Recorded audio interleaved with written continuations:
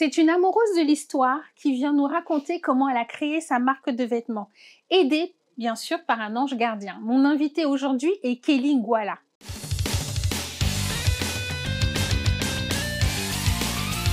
Bonjour Kelly. Bonjour. Comment allez-vous? Ça va et vous? Je suis ravie de vous recevoir. J'attendais ce moment avec impatience. Merci d'avoir répondu à notre invitation. Merci, c'est gentil. Donc, vous êtes là parce que vous avez créé votre marque de vêtements, donc Érudit. Mais avant qu'on y arrive, parlez-nous un peu de vous et de votre parcours. Qui êtes-vous? C'est très simple. Dites-moi tout. Je suis Kelly, je viens d'avoir 29 ans. Je ne les fais pas, je sais. Donc, du coup, j'ai créé Érudit il y a de cela 2 ans. Donc, c'est venu tout simplement d'un besoin de revenir un peu aux sources. Je suis née en France, mais mes parents sont guadeloupéens tous les deux. Et on a toujours été en Guadeloupe. Mes parents m'ont toujours inculqué vraiment les valeurs et la culture de la Guadeloupe. Donc, voilà. C'était, j'ai envie de dire, normal pour vous de continuer sur ce chemin-là et de représenter la maison. Oui. J'avais besoin, en fait, de retrouver un petit peu de madras dans les rues de Paris. Bon. Donc, avant d'arriver à la création, vous avez fait des études, j'imagine. Dans quel domaine? Alors, j'ai fait de la psychologie. J'ai eu ma licence de psychologie et ensuite j'ai enchaîné sur un master en GRH et sociologie du travail. Et avec tout ça, il y avait toujours cette envie derrière qui me disait créer. Je peux être totalement honnête, Cynthia? Oui. Oh, c'est entre nous, personne ne nous regarde. Absolument personne. Je n'aime pas le secteur de la RH. J'aime les gens, j'aime l'humain, mais travailler dans un bureau, j'ai toujours détesté ça. Donc, mais en soi, il faut quand même un métier, il faut quand même travailler, il faut quand même. C'est pas du jour au lendemain que on crée quelque chose et que ça explose. Donc, j'avais besoin de me stabiliser déjà, d'avoir une carrière, on va dire ça comme ça. Donc, en même temps qu'érudit, je suis RH, mais j'ai une partie créative. J'ai besoin de m'exprimer, de créer quelque chose, et ma créativité, c'est dans la mode. Bon. On le voit déjà sur vous aujourd'hui. Merci, c'est gentil. Déjà magnifique. Donc, Érudit vient, j'ai regardé un petit peu, j'ai farfouillé, parce que vous êtes une amoureuse de l'histoire. Oui. Hein? Oui. Vous avez choisi ce nom parce qu'il fallait que le mot histoire soit un reflet de votre marque? Totalement. En fait, historiquement, si je devais parler vraiment honnêtement, je dirais que j'en avais marre d'entendre l'histoire des Antilles. L'histoire qu'on connaît tous, l'histoire triste. Et moi, je voulais prendre tout ça, l'héritage, et en faire quelque chose de nouveau et quelque chose de mieux, et évoluer vers quelque chose de plus, quoi. Donc, c'était vraiment ça, Érudit. Et puis, je me suis dit, quand je cherchais, j'avais beaucoup de noms qui allaient dans ma tête. Et pourquoi Érudit est venu, c'était vraiment parce que je me suis dit, quand je regarde mes grands-mères, forcément, je les vois... je leur dis, bon voilà, mamie, j'ai mal à la tête. Elle va me dire, bah écoute, va dans le jardin, tu vois cette plante-là, c'est du Doliprane, tu peux prendre ça. Et c'est du savoir qui a été transmis de génération en génération, en fait. Dans chaque famille, il y a toujours du savoir de génération en génération. Et je parle même pas que pour les Antillais, je parle aussi des Indiens de Guadeloupe, des Antilles. Je parle aussi des personnes blanches, entre guillemets, ou caucasiennes, qui sont venues s'installer aux Antilles.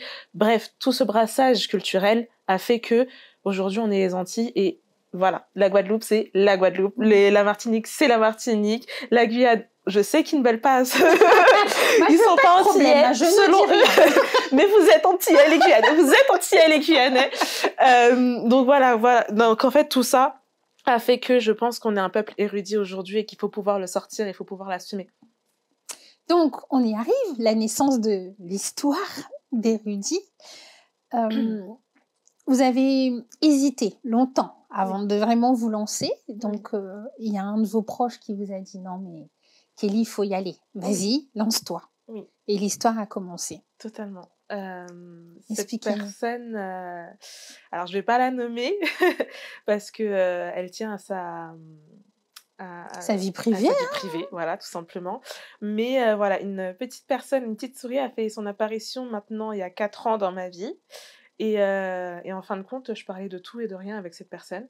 Et déjà, je comprenais... Enfin, pour moi, c'était étonnant d'avoir une telle connexion avec une personne comme ça, de parler, qu'elle me comprenne aussi bien, que lui-même, du coup c'est lui, comment dire, voit que je le comprenne aussi bien. Et en fait, je me suis dit, avec cette personne à mes côtés, je pourrais tout faire dans ma vie. J'ai des projets, j'ai beaucoup de projets, mais en fait, il me fallait quelqu'un à côté Soutenir, qui c'est me important. soutienne, en fait. Et j'ai trouvé ce soutien. Bon.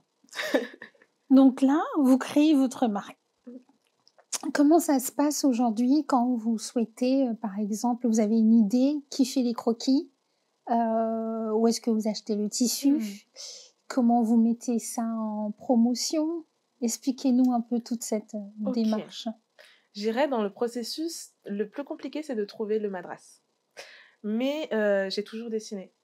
Ça, vraiment, c'est vraiment une passion. Donc, j'ai toujours dessiné. Et donc, j'avais pris des cours de couture, j'ai pris des cours de dessin. Et en fin de compte, ça s'est pas fait aussi naturellement que ça. Au départ, j'allais vendre mes dessins. Je me suis dit, laisse ça d'un côté, et puis basta. Et certaines personnes me disent, bon, va postuler chez un tel, va postuler. Non, j'avais pas envie. J'avais envie d'avoir mon truc à moi, donc mon bébé à moi. Et c'est de postuler en tant que créatrice? Oui. Et en fin de compte, je me suis dit, ça m'intéresse pas vraiment, quoi. Travailler pour quelqu'un le reste de ma vie, ça m'intéresse, c'est cool, mais donc voilà. Et donc du coup, je me suis dit, ok, comment on fait pour créer une maison de couture? Et donc j'ai regardé un petit peu. Tout le monde me disait, fais par toi-même. Non, il y a trop de pôles dans une maison de couture. Non, puis c'est pas une réponse non plus. Fais par toi-même. Ouais, fais tout toi-même. Oui, s'il y avait un livre quelque part, dites-moi. Mais même coudre toutes les commandes et tout ça, tous les modèles, moi-même, non. Et puis même mon niveau de couture ne me permettait pas. En fait, si vous voulez, au départ, j'avais un niveau de couture plus élevé que le dessin. Et au fur et à mesure, le dessin a pris le pas. Et en fait, de bouche à oreille, j'ai commencé à demander où est-ce que je peux trouver le tissu. Donc, tous les tissus sont sourcés à Paris. Je vais, avec ma petite voiture, chercher tous les tissus. Je vais les sourcer un peu partout. Parce que le tissu, c'est du madras. Hein, il faut quand même le rappeler. Donc, le madras se trouve facilement? Non. Alors, j'ai différents endroits. Je suis un globe-trotteur de Paris. Donc, je vais chercher le madras au marché Saint-Pierre. Tout le monde sait que, vous savez tous que le marché Saint-Pierre, c'est là-bas qu'on trouve. C'est connu pour les tissus. Mais du coup, il n'y a que là-bas que je peux trouver. Chez mon fournisseur, en gros, du coup, pour le tissu blanc, par exemple, je ne vais pas là-bas. C'est trop cher, je ne peux pas me permettre.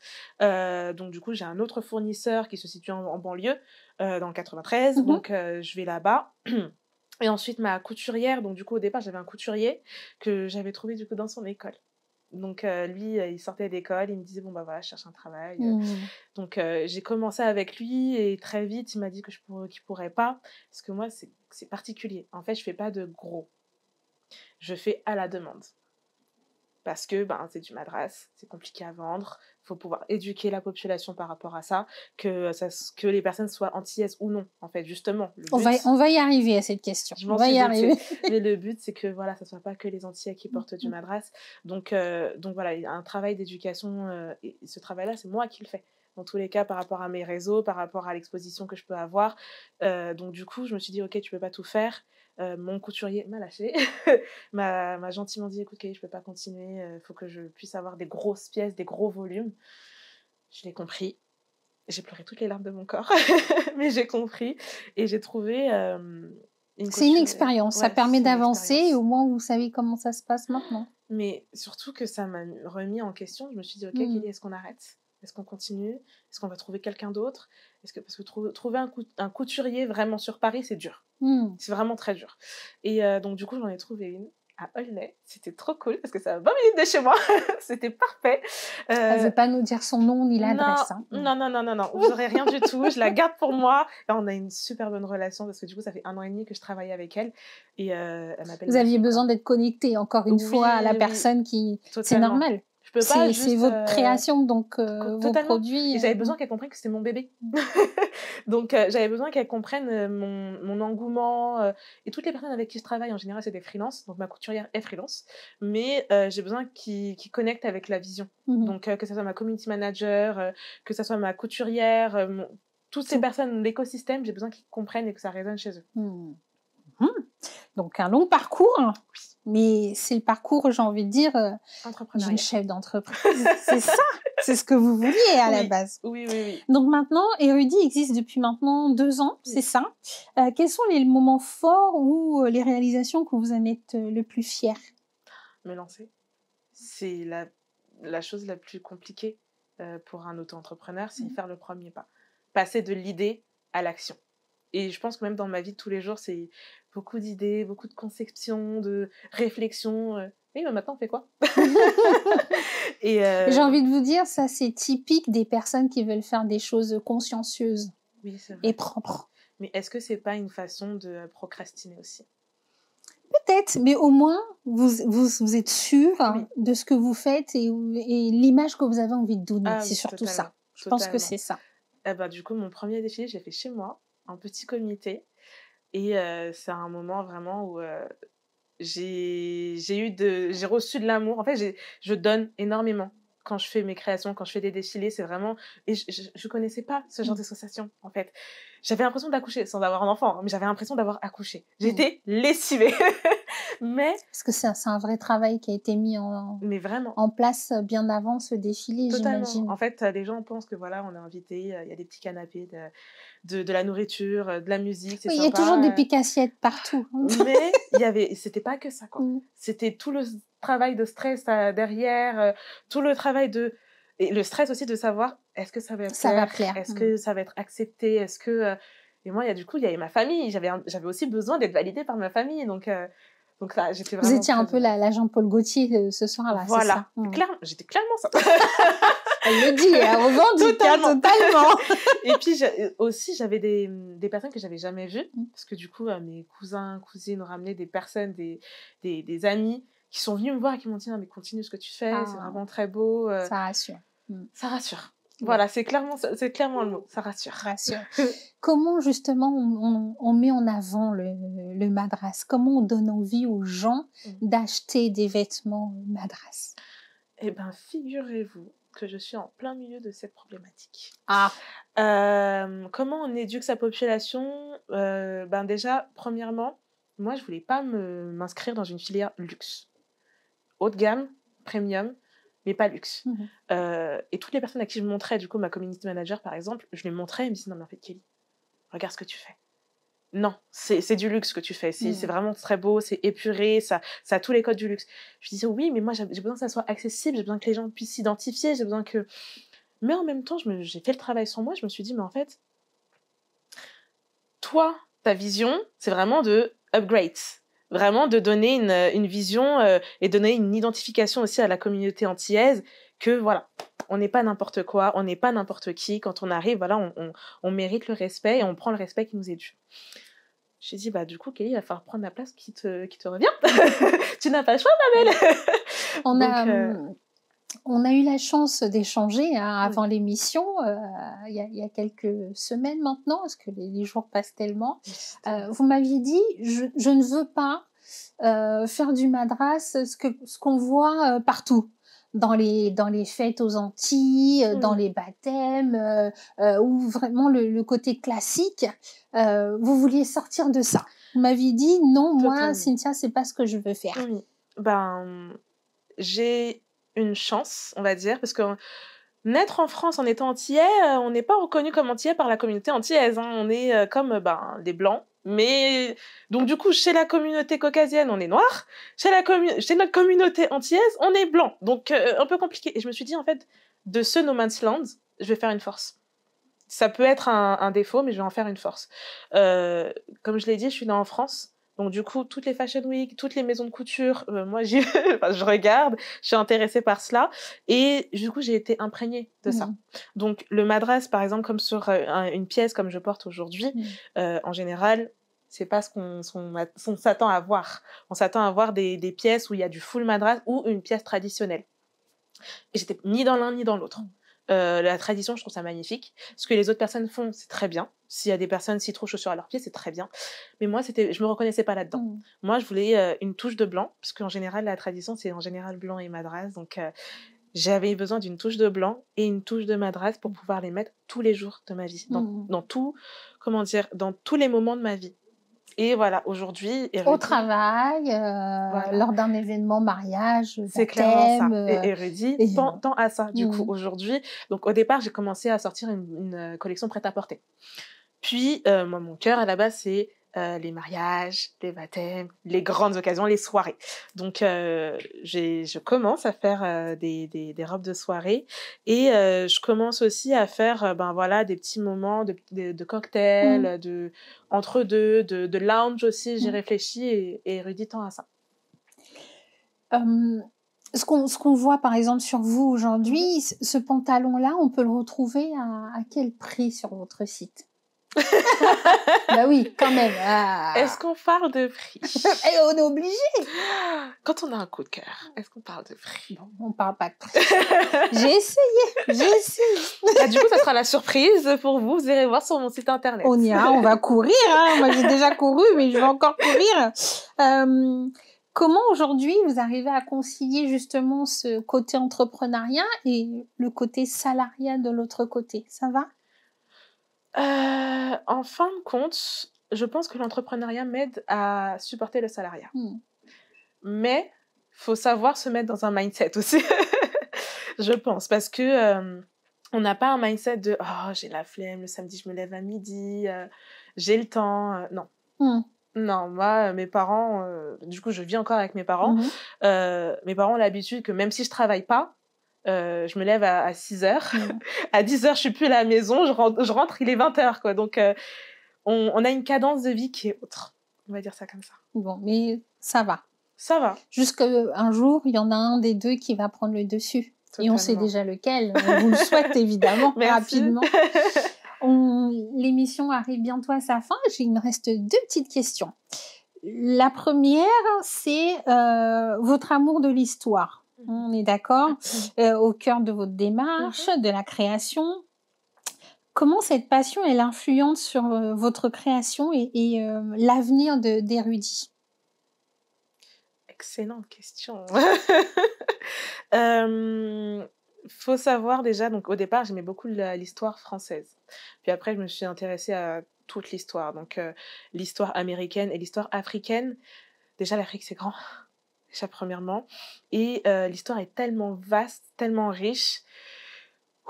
Donc voilà, je pioche un petit peu partout. Et Mmh. en fait, étant petite, j'aimais beaucoup donc les grosses robes, des grandes Mmh. reines. Et donc du coup, en mûrissant, je me suis dit: «Ben, ces reines-là, c'est pas forcément celles à qui tu dois, t'identifier». Mmh. Donc du coup, je me suis tournée vers, le continent africain et j'ai découvert du coup des grandes reines, des grands rois aussi qui m'ont beaucoup Est-ce intéressée. qu'on peut avoir des noms? Mansa Moussa, par exemple, Mmh. forcément, c'est facile. Et j'ai aussi, Namissa. Je pense que c'est bien elle. Mmh. Après j'ai d'autres figures, hein, Rosa Parks, j'aime beaucoup, Malcolm X. Alors lui, je crois que c'est mon père spirituel. J'aime beaucoup son charisme, j'aime beaucoup ce qu'il dégage. C'est voilà, c'est si Ce Malcolm sont X était voilà, vos inspirations, vos totalement. valeurs, Si ce Malcolm X qui était va une vous femme, je crois que je serais fan, d'elle, quoi. vous êtes Et pas la seule. voilà. Et donc du coup, voilà, je me suis dit comment intégrer un petit peu de chaque culture dans ce que je fais. Mmh. Et même aujourd'hui, je prends beaucoup exemple sur, les couturiers, de l'Afrique. Mmh. J Très en vogue, hein. Très en Ils vogue. évoluent vraiment, à une force, Tellement vite! La Fashion Week de Lagos, franchement, je suis sur les fesses à chaque fois. Enfin, je suis très étonnée. À chaque fois, je suis très surprise de ce qu'on fait et puis j'aime beaucoup parce que ça arrive beaucoup, aux Antilles. Donc j'aime beaucoup, ce qu'on peut tout faire, tout ce tous ensemble. mélange, Voilà. multipote. J'aime beaucoup le mélange. Bon, ça tombe bien parce que ça tombe sur ma dernière question, Allons-y. entre l'Afrique aujourd'hui et la Guadeloupe, vous vous imaginez créer là-bas et vendre? Alors, sans C'est vouloir, c'est pas un projet encore, au contraire. Si, ça y est, C'est ça a déjà démarré? en fait, c'est un problème parce que j'aime trop aller vite. Heu, dans ma façon de parler, dans ma façon de réfléchir, je sais que je vais trop vite et à chaque fois, les personnes autour de moi: ralentis, tu as le temps, tu n'as même pas encore 30 ans, ralentis. Et moi, mon problème, c'est que je veux qu'Érudit soit à l'international, en fait. Oh, mais c'est bien, Je c'est veux très qu'on bien. porte Érudit à Dubaï, je Mhm. veux qu'on porte Érudit dans le continent africain, je veux qu'on porte Érudit en Europe, je veux qu'on porte Érudit aux Antilles, En Asie, en partout. Asie, partout en Partout. fait, Ok. en Amérique. Je vois déjà la boutique à LA, en fait. Mhm. Je suis déjà là-bas. Moi, je cours. Moi aussi, je signe. Donnez-moi, je signe tout de suite. Même aux Antilles, hein, Mhm. je signe également. J'ai déjà mes endroits, je me projette tellement, mais en fait, step by step. Ok. En fait, l'entrepreneuriat, c'est un travail de fond, c'est un Mhm. marathon, c'est pas un sprint. Donc, on se calme, on réfléchit, on prend rien, Mhm. mais après, on passe à l'action. Bon. On bâtit, On tout bâtit. doucement, mais on bâtit. J'ai quelqu'un, il y a 2 semaines, qui m'a dit bâtir un empire. J'ai dit, ah, mais on est clairement là-dedans. Bon. Si aujourd'hui vous deviez donner un conseil à des futures créatrices ou futures, vous diriez quoi? Alors, Quel conseil porteur par rapport à votre expérience, votre parcours, aujourd'hui vous pourriez léguer à ceux qui arrivent? d'avoir confiance. Parce qu'il y a beaucoup de... J'étais très méfiante au départ. Et trop, je pense. Et aujourd'hui, j'arrive à faire confiance même à des groupes d'entrepreneurs, de parler de mon projet à d'autres personnes. En fait, rester dans son coin en tant qu'auto-entrepreneur, c'est le meilleur moyen de se tirer une balle dans le pied. Donc, vraiment s'ouvrir à la Aller vie. dans les événements, faire du networking. Totalement. Parler avec des gens. Alors, la timidité est votre meilleur ennemi.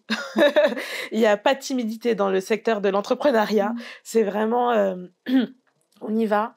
Tout le monde est dans le même bateau. On essaye tous de percer. On essaye tous de se faire sa place. Donc, autant s'aider. Il y a... Avant-hier, je suis partie voir quelqu'un pour une prochaine collab. Regardez mon compte Instagram et vous verrez de quelle collab je parle. Et je suis partie la voir directement dans sa boutique. Mais au culot, quoi. Et on parlait et elle me disait, voilà, j'ai quelques problématiques aujourd'hui. Je dis, mais pourquoi pas? Et échanger des idées. C'est pas grave si cette personne-là, en fait, même si c'est votre idée, elle va la réhabiliter à elle. Donc, ça sera son idée. Le mieux, et même pour Érudit, c'est ce que je veux, c'est que j'ai hâte de voir les personnes, comment elles s'approprient de ma dresse, comment elles s'approprient mes vêtements. C'est ça qui est beau, en fin de compte.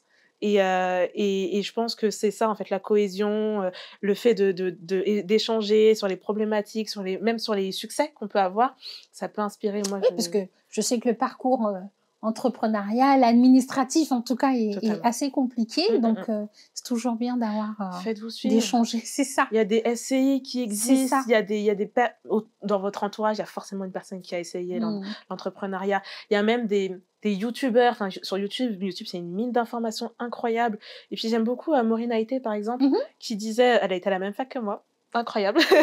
Et Maureen Haïté disait... Une influenceuse qui est vraiment suivie dans le milieu. Donc, oui, parce qu'elle est partie de rien. Et elle le dit, elle l'assume, en fait. Elle dit, voilà, j'ai fait au départ, j'ai commencé en faisant un groupe sur Facebook. Ensuite, j'ai vendu dans des salons. Et puis ensuite, au fur et à mesure. Et elle donne énormément de conseils, de tips, de trucs. Et au départ, elle faisait pas d'interviews. Le moment où je l'ai connue, elle faisait pas trop d'interviews. Je l'ai connue sur les réseaux sociaux. Et là, elle en fait de plus en plus. Et franchement, je me régale. Et pourtant, je la connais depuis longtemps, quoi. J'ai hâte de la rencontrer en vrai. Bon. L'invitation est lancée. Nous, on peut que vous souhaiter le meilleur, Kelly. Vraiment, beaucoup de bonnes ondes pour Érudit. Et voilà, on espère vous revoir sur le plateau en nous disant, ça y est, je suis installée à LA. C'est moi qui vous inviterai. Avec plaisir.